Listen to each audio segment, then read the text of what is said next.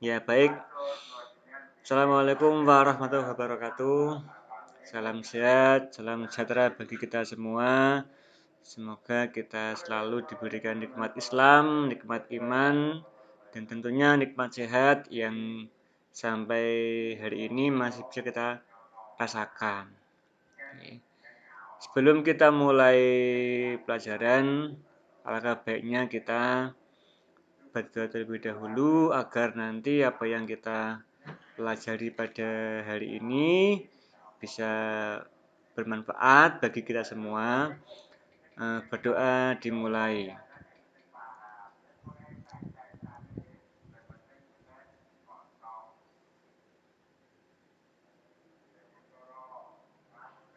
Selesai. Ya. Untuk pagi hari ini seperti biasa saya sebelum memulai kegiatan pembelajaran, saya punya sedikit quote buat kalian semua, yaitu ini berkaitan dengan materi yang nanti akan kita ajarkan di pagi hari ini, yaitu 2 jiwa dengan 1 pikiran, 2 hati yang berdenyut dari satu, cinta terdiri dari 1 jiwa yang menghuni 2 tubuh. Nah, ini pasti kalian sudah mengira-ngira nanti kita akan membahas apa. Jadi 2 orang atau 2 jiwa, tetapi dengan 1 pikiran dijadikan 1, ya. Dimana 2 hati juga digabung, ya. Kemudian ada sebuah cinta dari 1 jiwa yang menghuni 2 tubuh. Maka kita bisa menebak ya, hari ini kita akan membahas apa. Jadi ya mungkin dari kalian sudah tahu nanti kita akan membahas apa. Jadi ini adalah materi yang saya kira itu semua akan melaksanakannya atau semua akan melewati tahap ini. Ya, semua ya. Jadi tidak hanya saya, tidak hanya siapa, tapi semua saya kira ingin melewati tahap ini. Apa? Ayo, ada yang tahu? Ya, tepat sekali. Jadi pada pagi hari ini kita akan membahas tentang munakahat ya, atau pernikahan dalam Islam. Ini apalagi bab nikah ini adalah bab yang sangat vital, bab yang sangat sakral bagi kita semua. Jadi saya harapkan nanti kalau pernikahan hanya sekali saja, jangan berulang-ulang. Jadi nikah itu hal yang sakral, hal yang apa ya, berarti itu hal yang vital dan seharusnya hanya 1 kali saja dalam hidup itu, jangan berkali-kali. Ya, saya kira ini bab yang penting bagi kita semua, yang mana kalian harus tahu bagaimana pengertiannya, bagaimana caranya, bagaimana hukumnya. Maka dari itu, hari ini kita membahas tentang bab nikah. Ya. Mungkin ada yang tahu bab nikah itu apa? Nah, nanti saya juga yakin mungkin di antara kalian ada yang ingin segera menikah, ada juga yang masih lama masih ingin mengejar karir seperti itu. Tapi sebaiknya kita mengetahui dulu apa itu nikah yang sebenarnya. Tidak hanya kita lihat saja, tapi kita juga harus mengetahui apa itu pernikahan. Nah, ini kita akan bahas bab fikih, bahas tentang nikah. Di hari ini ya, anak-anak, kita akan membahas tentang nikah yang mana terdiri dari 8 tema yang akan kita lakukan atau yang akan kita pelajari, yaitu pertama adalah apa sih makna dari nikah itu sendiri ya. Yang kedua, apa yang menjadi dalil atau dasar tentang nikah. Ya, jadi harus tahu, tidak sembarangan ya. Terus berikutnya, kita juga harus mengetahui bagaimana hukum mengenai nikah itu sendiri. Ya, mungkin ada yang tahu apa itu nikah, apa hukumnya? Nah, mungkin di antara kamu ada yang oh boleh Pak dan sebagainya. Tapi itu yang aslinya ada banyak hukumnya. Makanya hari ini kita membahas tentang hukumnya nikah. Berikutnya ada tujuan nikah. Ya, jadi nikah itu pastinya ada tujuannya ya, tidak cuma untuk sekedar seremoni, tapi ada tujuannya yang jelas ya. Tidak cuma sekedar apa hiburan apa enggak ya, tapi harus ada tujuannya yang benar.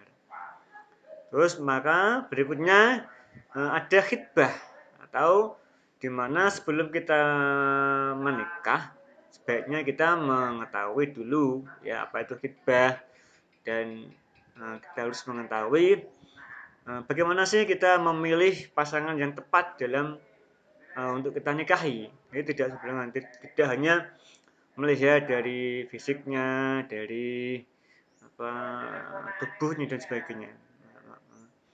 Jadi kita nanti akan membahas tentang apa sih yang perlu kita perhatikan untuk kita memilih pasangan hidup.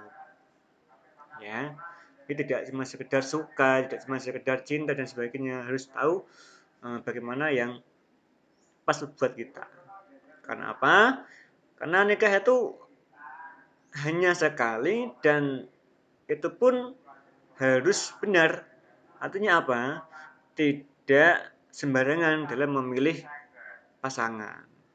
Karena itu dia akan menemani kita sampai nanti kita tua. Ya. Jadi harus benar-benar kita memilih yang benar dalam pasangan.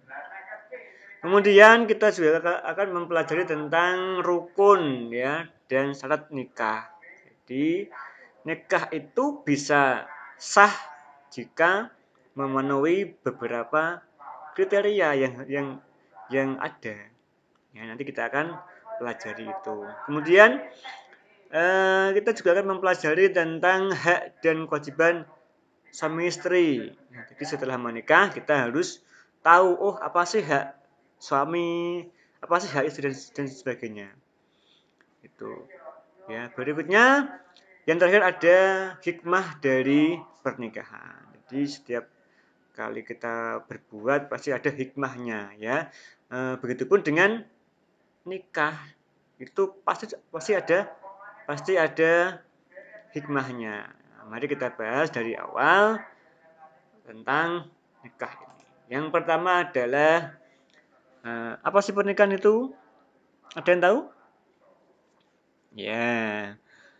Ya, jadi secara bahasa nikah itu adalah berkumpul atau bergabung. Artinya apa? Dua hati atau dua jiwa yang bergabung, yang digabungkan menjadi satu.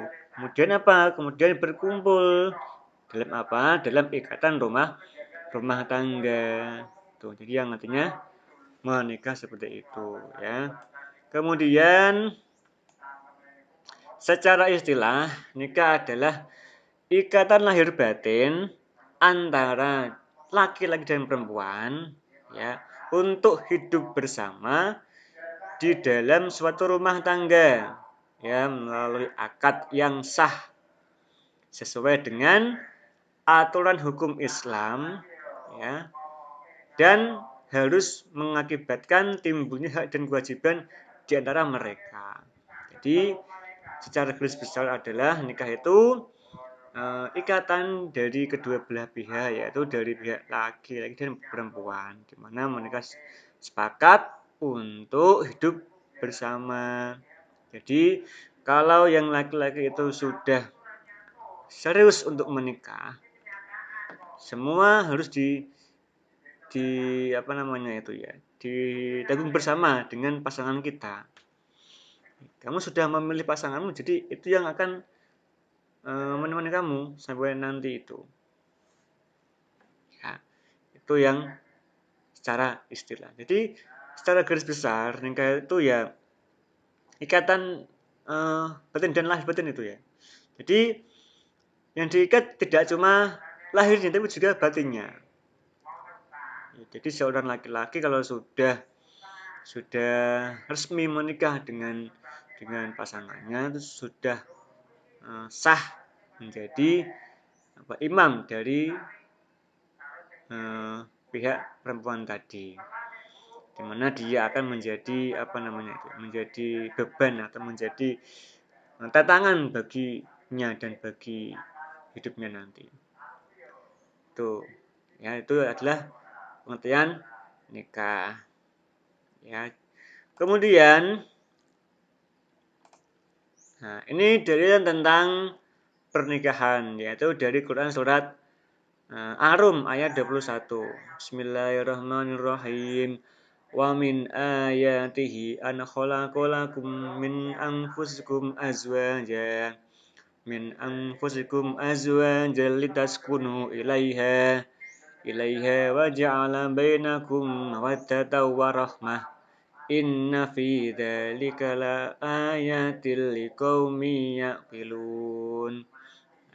Ini yang isinya di mana hai para pemuda, barang siapa di antara kamu telah sanggup menikah, maka nikahlah. Ya, ini sudah jelas ya. Jika sudah sanggup, maka segeralah menikah, jangan suka menunda-nunda. Karena ini hal yang baik ya.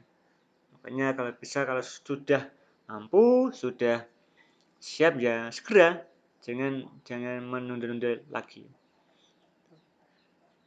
Tuh, karena nikah itu dapat menundukkan mata ya dan memelihara kemaluan. Ini maksudnya apa toh, Pak? Ya, ini maksudnya adalah kalau sudah menikah itu kecenderungannya adalah lebih takdim atau lebih menjaga mata dari lawan jenis yang lain. Itu ya, jadi lebih menjaga kita dari hal-hal yang banyak mudaratnya. Ya. Kemudian menjaga kelaminnya itu juga sangat berpengaruh. Jadi kalau kita sudah menikah itu sudah sudah lebih aman dari hal-hal yang bersifat haram atau dosa. Ya. Dan barang siapa tidak sanggup, maka hendaklah berpuasa. Karena itu berpuasa dapat menjaga syahwat. Ini jelas ya, ini adalah dalil tentang pernikahan. Kemudian,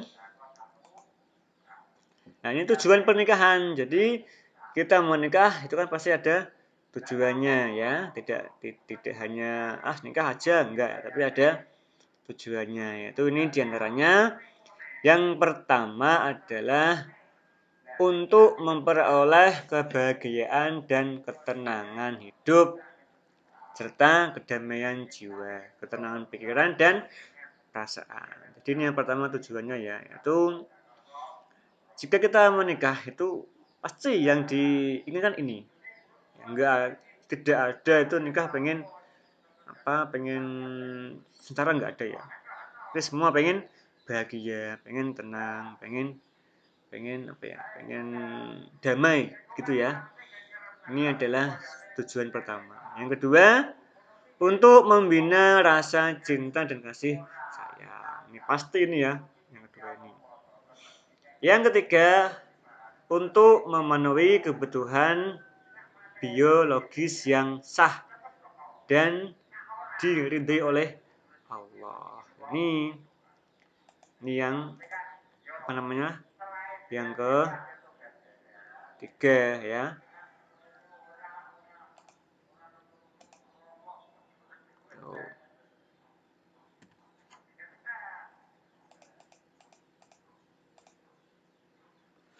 Jadi tujuan nikah yang ketiga adalah untuk kebutuhan biologis. Ini sebuah kebutuhan ya. Jadi jika seseorang tidak menikah itu akan menimbulkan sebuah dampak yang sangat besar itu. Ya, karena ini adalah kebutuhan. Ya. Kalau tidak menikah mungkin bisa ke mana? Ke arah zina, ya. Itu makanya kita dianjurkan untuk segera menikah daripada kita berbuat zina, ya. Yang keempat, tujuannya adalah untuk melaksanakan perintah Allah dan Rasulullah. Ya, jadi nikah adalah sebuah perintah dari Allah dan juga sunnah dari Rasulullah. Bahkan apa? Rasulullah juga apa namanya itu? Setelah menikah ya, menikah sebanyak berapa? Istri Nabi itu? Ya, ada yang bilang 9, 10 ya. Ya, itu adalah bukti bahwa nikah itu adalah hal-hal yang dilakukan oleh Rasulullah. Ada yang tahu siapa saja istri dari Nabi kita Muhammad SAW? Ada? Ada? Ada ya? Nah, ini ada siapa? Siti Khadijah, ada Siti Saudah, ada Siti Aisyah, ada Hafsah, siapa lagi? Ada Zainab, siapa lagi? Ada Ummu Salamah, ada Juwairiyah. Itu ya. Jadi itu adalah istri-istri Nabi yang resmi ya. Jadi tidak ilegal artinya ya. Tuh. Kalau kita ingin kayak Nabi ya boleh asalkan kita kuat dan bisa dan adil ya. Tapi kalau bisa ya satu saja, jangan banyak. Ya. Itu yang keempat. Yang kelima adalah untuk memperoleh keturunan yang sah. Itu yang kelima adalah tujuannya yaitu untuk dapat keturunan yang sah. Jadi tidak haram ya berikutnya ya. Itu yang berikutnya adalah khitbah ya. Jadi ini adalah hal yang dilakukan sebelum kita menikah, yaitu khitbah adalah peminangan atau penyampaian maksud dari seorang pria kepada wanita untuk dijadikan istri ya. Artinya apa? Kalau bahasa sekarang ya apa namanya itu? Lamaran ya, lamaran ya. Itu khitbah. Ya, jadi dalam Islam tidak ada istilah pacaran, tapi lebih tepatnya adalah khitbah ya. Nah, dalam khitbah ini pihak perempuan itu berhak menerima atau menolaknya ya. Jika dia menerima berarti ada kesepakatan atau janji untuk menikah. Ya. Kalau orang sekarang ya ibaratnya itu dengan apa ya? Dengan lamaran yang baik itu. Datang ke rumahnya ya dengan maksud yang baik dan sebagainya ya. Kemudian dalam khitbah ini juga pihak pria harus memberikan simbol atau tanda untuk pasangannya atau untuk si perempuannya ya, berupa barang ya. Kalau orang sekarang ya cincin dan perhiasan lah atau gelang atau kalung itu khitbah. Jadi ada itu ya, itu adalah khitbah. Tapi ada juga perempuan yang tidak perlu dikhitbah. Apa coba? Ya, pertama adalah wanita yang sudah atau yang masih punya suami itu tidak boleh tuh kalau di khitbah ya, tidak boleh tuh ya. Tuh. Yang kedua wanita yang termasuk muhrim. Apa maksudnya Pak? Maksudnya yang masih ada hubungan darah dengan kita itu tidak boleh itu di khitbah ya. Mungkin ada juga wanita yang masih dalam masa iddah atau masa tunggu ya. Di mana jika ada perempuan yang ditinggal cerai atau ditinggal mati itu tidak boleh dinikah langsung tapi ya ada waktu tunggunya. Ya, begitu ya. Kemudian Nah, ini ya, bagaimana kita memilih pasangan yang pas dalam menikah ya. Ini yang banyak kita temui sekarang ya. Mungkin dari fisiknya dan sebagainya. Tapi yang penting dari nikah ini adalah memilih pasangan yang satu adalah yang benar agamanya atau yang sama agamanya. Ya, kalau kita muslim ya, muslim pasangannya, jangan lawan jangan lain agama Islam. Ya. Yang ke berikutnya yaitu dari keturunannya atau nasabnya. Nah, jadi kita lihat dulu siapa bapaknya, siapa orang tuanya itu ya. Kita lihat dulu itu. Karena akan berpengaruh bagi nanti kita saat sudah menikah ya.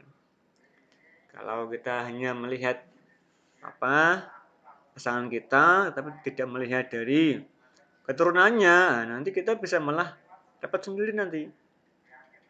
Ya. Oh, itu bapaknya itu tidak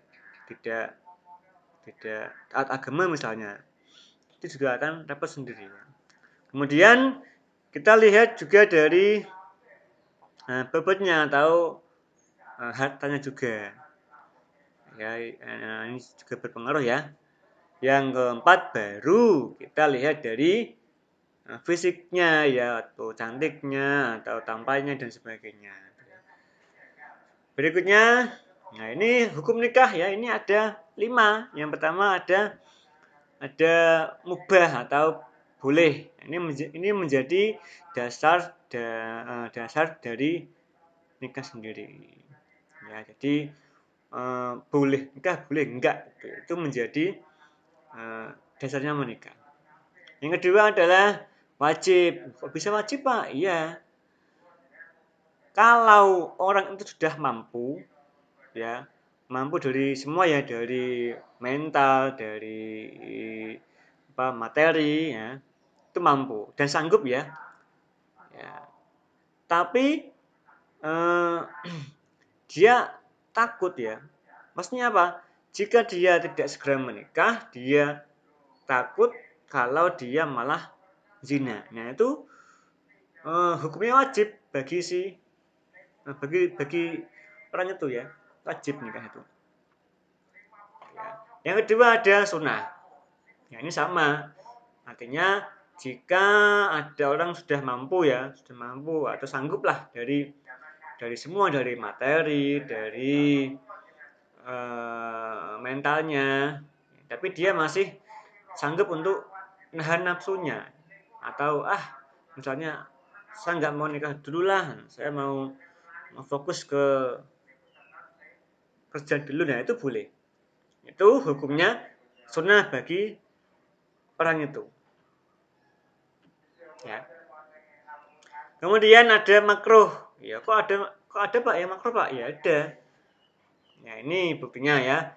Jika ada orang yang pengen menikah, ya, maksudnya ada orang yang pengen menikah ya, tetapi dia belum punya kerjaan, ya, maksudnya belum belum belum punya bekal untuk nikah, nah itu hukumnya dia makruh untuk menikah itu. Ya, misalnya masih sekolah atau masih kuliah, itu kan masih minta sama orang tua, ya itu kan kalau bisa ditahan dulu sebelum dia menikah. Nah, kalau sudah mampu, maksudnya sudah bekerja, sudah punya penghasilan, nah itu ya. Yang terakhir ada haram. Loh, kok bisa nikah haram, Pak? Ya bisa. Ini ya karena apabila menikah itu dia memiliki niat yang tidak baik atau niat yang buruk. Nah, misalnya nikah hanya ingin menyakiti pasangannya atau misalkan nikah cuma mengincar hartanya ya. Jadi misalnya ada orang muda ingin menikahi seorang janda misalkan. Nah itu tapi dia kaya tujuannya. Jadi pengen nikah cuma ingin mengincar hartanya. Nah itu tidak boleh. Ya tidak boleh itu. Itu nikahnya haram. Apa nanti akan berakibat yang tidak baik juga. Itu ya. Kemudian Nah, ini ketentuan pernikahan ya. Jadi yang pertama ada dalam nikah itu harus ada ya. Satu, ada pasangannya atau ada suami dan istri ya. Kalau nggak ada pasangannya gimana? Ya nggak bisa nikah ya. Jadi harus ada pasangannya ya dengan syarat harus benar-benar sesuai dengan kelaminnya ya. Jadi tidak hasil dari transgender atau apalah itulah. Jadi harus memang asli gitu ya. Yang kedua bukan mahram ya. Kemudian tidak terpaksa. Jadi nikah itu tidak terpaksa ya. Jadi harus atas kemauan sendiri ya itu nikah ya. Kemudian bagi perempuan tidak di dalam masa iddah. Ya, itu. Yang kedua ada wali. Jadi yang kedua adalah harus ada wali. Ini maksudnya wali dari perempuan ya. Syaratnya harus Islam, harus balik, harus berakal sehat, harus merdeka, dan harus laki-laki. Tidak boleh wali dari pihak dari perempuan tidak boleh. Ya, jadi wali harus laki-laki. Ya, yang berikutnya 2 orang saksi ya. Itu ya. Saksi dari pihak A dan pihak B ya. Jadi biar sah harus ada 2 orang saksi ya. Tuh, syaratnya juga sama ya, berakal, balik, sehat, merdeka dan adil. Berikutnya yaitu ini syighot atau ijab dan qabul. Nah, ini harus jelas, harus diucapkan dengan pas, dengan benar dari pihak laki-lakinya. Ya. Syaratnya yaitu bersambung, tidak boleh terputus ya. Harus bersambung. Kemudian harus jelas. Terus boleh menggunakan bahasa selain Arab, boleh. Ya, ini mungkin dari yang laki-laki kalau nggak bisa Arab ya boleh pakai bahasa Indonesia. Jawa boleh kalau mau. Atau mungkin boleh dengan bahasa apa Jepang boleh kalau tahu itu boleh. Yang penting paham maknanya, paham isinya. Kemudian yang penting adalah ini ya harus di dalam majelis, ya, tidak boleh terpisah. Ini ada contoh dari ijab dan qabul ya. Jadi ijab itu diucapkan oleh walinya ya. Jadi misalkan saya nikahkan dan kawinkan engkau ya si A binti si B dengan mahar tersebut tunai. Nah, itu adalah ijab ya. Qabul itu diucapkan oleh pihak atau pasangan atau calon dari laki-laki pengantin tadi ya. Jadi saya terima lah itu adalah qabul ya. Saya terima nikah dan kawinnya itu qabul. Ya. Kemudian ini ada hak dari suami istri ya, hak dan kewajiban suami istri ya. Ini ya ada 4 ya. Pertama dari kewajiban suami yaitu apa? Memberi nafkah. Apalagi itu ya, itu ada melakukan apa namanya itu ya? Berinteraksi dengan baik. Ya, kemudian apa? Menjadi pemimpin keluarga. Ya, memberikan tempat tinggal bagi istri dan anak-anaknya. Ya. Kemudian membantu istri dalam tugas sehari-hari. Itu kewajiban suami. Yang berikutnya ada kewajiban istri. Pertama ada harus patuh dan taat kepada suami. Ini ya ini tapi dalam konteks yang baik ya, tidak yang buruk ya. Kemudian memelihara dan menjaga kehormatan diri. Artinya apa? Jika ada masalah di keluarga, mbok ya jangan suka diomongkan di luar. Ya, hanya ya kalau bisa jangan ada yang tahu itu. Ya. Kemudian mengelola rumah tangga dengan baik. Nah, ini kewajiban istri. Kemudian ada hak suami. Hanya apa toh? Ya, ditaati semua perintahnya ya. Tuh ya, yang berikutnya ada mendapatkan pelayanan yang baik dari istri. Ya, itu hak suami ya. Jadi kalau ada istri yang nggak baik ya langsung ditegur aja. Ya, jangan malu-malu. Awang itu juga sudah sah punya kita kok ya. Karena pada hakikatnya kita kan membeli istri itu ya. Jadi kita ya itu sudah milik kita. Ya, jadi istri itu kalau sudah nikah itu yang wajib ditaati bukan lagi bapaknya, bukan lagi ibunya, tapi siapa? Ya suami. Yang pertama itu. Paham ya? Yang keempat adalah disyukuri kebaikan yang diberikan. Jadi jika kamu diberikan apa ya disyukuri, terima kasih mas dan sebagainya gitu ya. Jangan malah malah memberikan ekspresi yang tidak menyenangkan. Jadi harus bersyukur itu ya. Meskipun misalkan dari istri misalkan juga bekerja ya dan itu lebih tinggi gajinya itu tetap harus taat dengan suaminya meskipun lebih rendah itu gajinya ya. Jadi harus tetap ditaati ya. Karena bagaimanapun ridhonya Allah itu adalah ridhonya suami ya. Harus dilakukan itu. Ya. Karena bagaimanapun hebatnya seorang istri di luar ya hebat ya. Tapi kalau sudah pulang ke rumah ya itu adalah orang kedua setelah siapa? Suami. Ya. Harus dengan suami ya. Tuh ya. Yang berikutnya adalah hak istri ya. Ini yang pertama ada mendapatkan mahar dari suami. Jadi kalau pas nikah ya diberi mahar ya berupa semampunya lah mahar yang pantas gitu ya.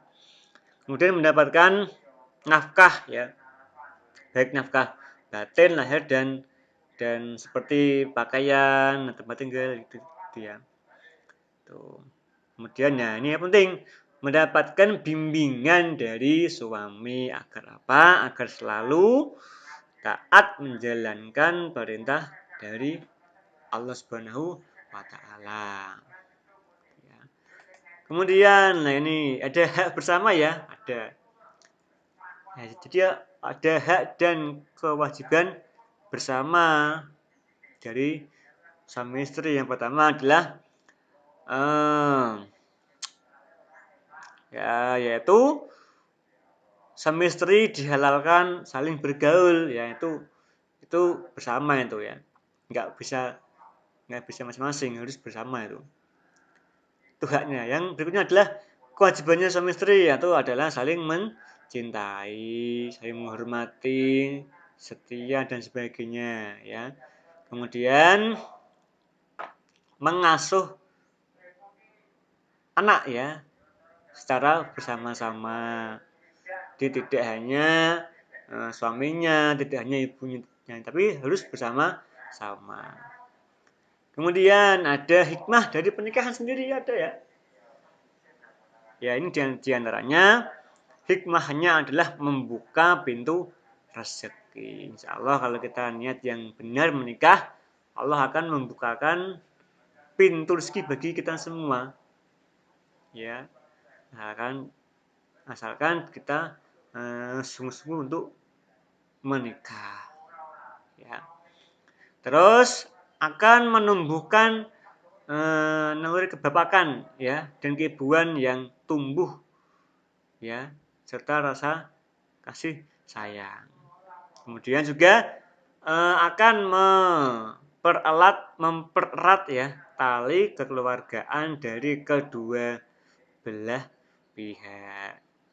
Nih ya. Dan paling penting adalah mendapatkan ridho dari Allah Subhanahu wa taala. Ya, tuh. Jadi yang terakhir tadi adalah hikmah dari pernikahan. Itu ya. Dan tanyakan. Ya, ini sedikit refleksi ya. Jadi hari ini kita membahas tentang bab nikah. Yang mana babnya akan semua kalian laksanakan kelak di hari berikutnya. Ya. Tuh, ya. Ini ada foto pernikahan ini ya, ada sungkuman, ada foto nikah. Ini ada foto nikah yang bisa menjadikan bisa menjadikan hikmah bagi kita semua. Itu ya dari saya. Nanti habis ini kita diskusi nanti membentuk kelompok ya, dibagi 3 kelompok aja, nanti silakan diskusi, nanti silakan temukan masalah dari pembelajaran hari ini, nanti diskusikan, kemudian kita presentasi ya ke depan ya. Itu dari saya. Sekian, wassalamualaikum warahmatullahi wabarakatuh.